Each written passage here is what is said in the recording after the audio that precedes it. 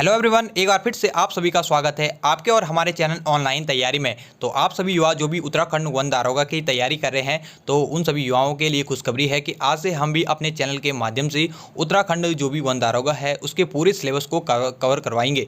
तो यहाँ पर आपका इस सिलेबस में जो भी फिजिक्स है या केमिस्ट्री है या आपकी बायोलॉजी है, तो उस पूरे सिलेबस को हम कवर करवाएंगे वीडियो के माध्यम से।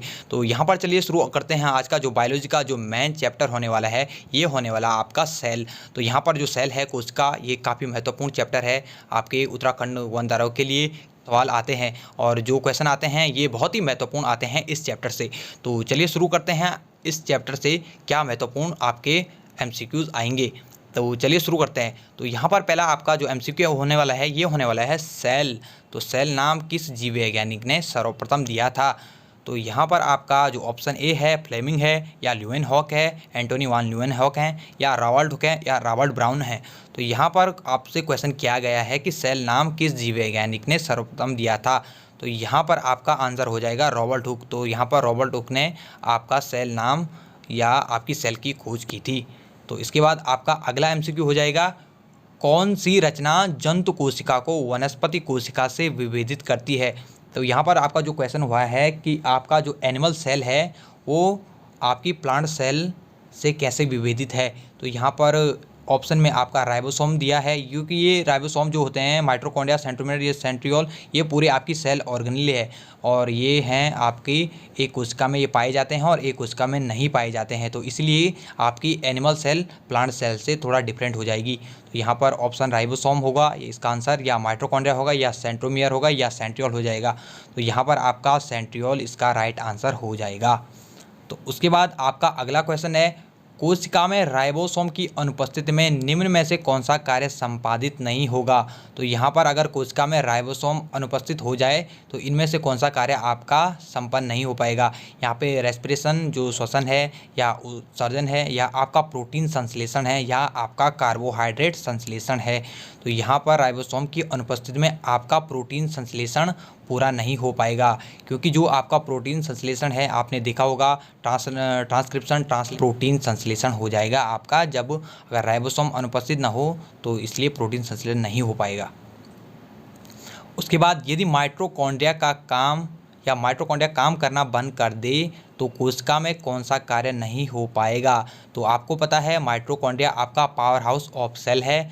अगर ये काम करना बंद कर दे तो यहाँ पर आपका भोजन का अवकरण नहीं हो पाएगा, या भोजन का ऑक्सीकरण नहीं हो पाएगा, या भोजन का पाचन नहीं हो पाएगा, या भोजन का अवशोषण नहीं हो पाएगा। तो यहाँ पर अगर माइटोकॉन्ड्रिया जो है काम करना बंद कर दे, पावर हाउस ऑफ सेल यदि काम करना बंद कर दे, तो यहाँ पर भोजन का ऑक्सीकरण ऑक्सीडेशन नहीं हो पाएगा और आपकी जो ऊर्जा है वो नहीं बन पाएगी और आपके कोशिका के कोई भी कार्य पूर्ण नहीं हो पाएंगे। तो इसीलिए यहाँ पे आपका राइट आंसर हो जाएगा भोजन का ऑक्सीकरण। तो इसके बाद आपका अगला क्वेश्चन है, कोशिका का ऊर्जा गृह पावर हाउस ऑफ सेल किसको कहा जाता है? गोल्जिकाई, न्यूक्लियोलस, माइटोकॉन्ड्रिया, राइबोसोम। तो यहाँ पर माइटोकॉन्ड्रिया आपका राइट आंसर हो जाएगा और राइबोसोम है वो वहाँ पर होता है आपका प्रोटीन सिंथेसिस। तो इसके बाद आपका अगला क्वेश्चन है, निम्नलिखित में कौन सबसे बड़ा कोशिकांग है? तो यहाँ पर सेल ऑर्गेनेल की बात हो रही है। तो यहाँ पर ऑप्शन दिए हुए हैं गुणसूत्र, क्रोमोसोम, या माइटोकॉन्ड्रिया, या प्लास्टिड, या गोल्जिकाई। तो यहाँ पर आपका राइट आंसर हो जाएगा प्लास्टिड। सबसे बड़ा कोशिकांग इस ऑप्शन में से प्लास्टिड हो जाएगा। उसके बाद आपका अगला क्वेश्चन है, कोशिका में प्रोटीन संश्लेषण कहाँ होता है? तो कोशिका में प्रोटीन संश्लेषण आपका होता है राइबोसोम में, और माइटोकॉन्ड्रिया में होता है भोजन का ऑक्सीकरण। ठीक है, तो यहाँ पर आपका राइट आंसर राइबोसोम हो जाएगा। तो इसके बाद आपका अगला क्वेश्चन है, पादप कोशिका का सबसे बाहरी आवरण कहलाता है? तो यहाँ पर पादप कोशिकाओं की यहाँ पर प्लांट सेल की बात हो रही है, तो सबसे बाहरी आवरण आपका हो जाएगा कोशिका भित्ति हो जाएगा आपका राइट आंसर। जो कोशिका झिल्ली होती है, जो सेल मेम्ब्रेन होती है उसके भीतर होती है, और कोशिका भित्ति आपकी होती है पारगम्य होती है। ठीक है, आपकी जो परमेबल होती है आपकी कोशिका भित्ति। तो इसके बाद आपका अगला क्वेश्चन हो जाएगा, कोशिका को निश्चित रूप प्रदान करती है? तो कोशिका को निश्चित रूप प्रदान करती है, तो यहाँ पर कोशिका झिल्ली सेल मेम्ब्रेन करती है, या सेल वॉल करती है, या केंद्रिका करती है, गोल्जिकाई करता है? तो कोशिका को एक निश्चित रूप प्रदान आपकी कोशिका भित्ति करती है। तो यहाँ पर इसका राइट आंसर आपका कोशिका भित्ति हो जाएगा। उसके बाद आपका अगला क्वेश्चन है, कोशिका द्रव्य में उपस्थित महीन शाकित झिल्लीदार और अनियमित नलिकाओं का घना जाल कहलाता है।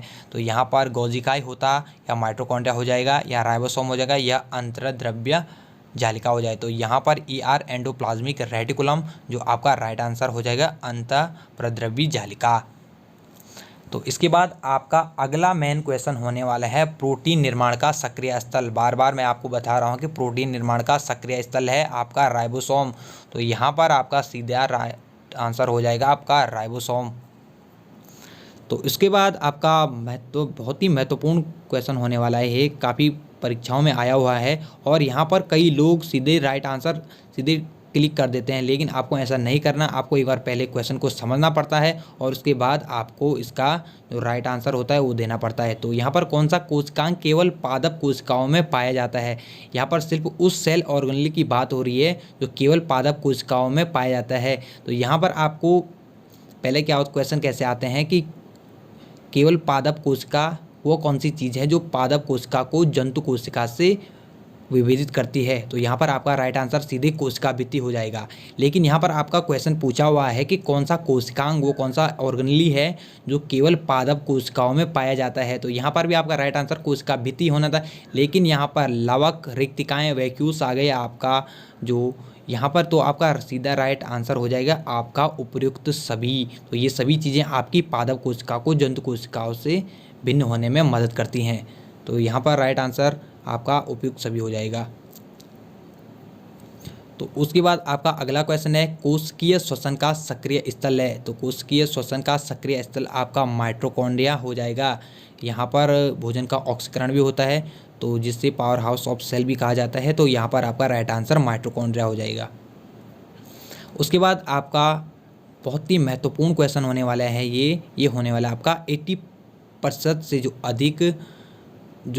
अधिक सेल कोशिका में पाए जाने वाला पदार्थ है, जो सबसे ज़्यादा मात्रा में जो पदार्थ पाया जाता है कोशिका में, वह क्या होता है? वो आपका प्रोटीन होता है या चर्बी होता है, खनिज होता है या जल होता है? तो यहाँ पे आपका राइट आंसर होना चाहिए जल। तो जल सबसे अधिक मात्रा में कोशिका में पाया जाता है और यही आपका राइट आंसर भी है।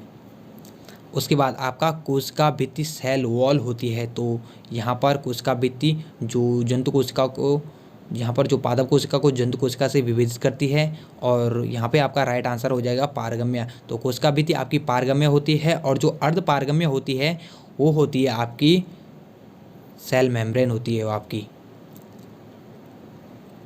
उसके बाद आपका अगला क्वेश्चन है, माइटोकॉन्ड्रिया का भीतरी वलन, जो अंगुलीकार जो वलन होता है माइटोकॉन्ड्रिया के अंदर, तो वो क्या होते हैं? वो आपके होते हैं क्रिस्टी होते हैं।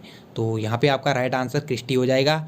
और उसके बाद आपका अगला क्वेश्चन है, प्रोटोप्लाज्म जो होता है जीव द्रव्य होता है, शब्द का प्रयोग सर्वप्रथम किसने किया था? तो यहाँ पर डार्विन ने किया था या पुरकिंजे ने किया था या जॉन डे ने किया या हचिंसन ने किया था? तो यहाँ पर आपका प्रोटोप्लाज्म जो शब्द है इसका उपयोग सर्वप्रथम पुरकिंजे ने किया था। और यहाँ पर आपका अगला क्वेश्चन है, इलेक्ट्रॉन सूक्ष्मदर्शी की खोज किसने की थी? तो ये आपका जो पिछला पेपर हुआ था आपका, उसमें भी ये क्वेश्चन, पोषण प्रसार अधिकारी के जो क्वेश्चन पेपर हुआ था उसमें भी ये वाला क्वेश्चन आया हुआ था, इलेक्ट्रॉन सूक्ष्मदर्शी की खोज किसने की? तो यहाँ पर नाल तथा रस्का ने आपके इलेक्ट्रॉन सूक्ष्मदर्शी की खोज की थी। तो एक बार फिर से आप सभी का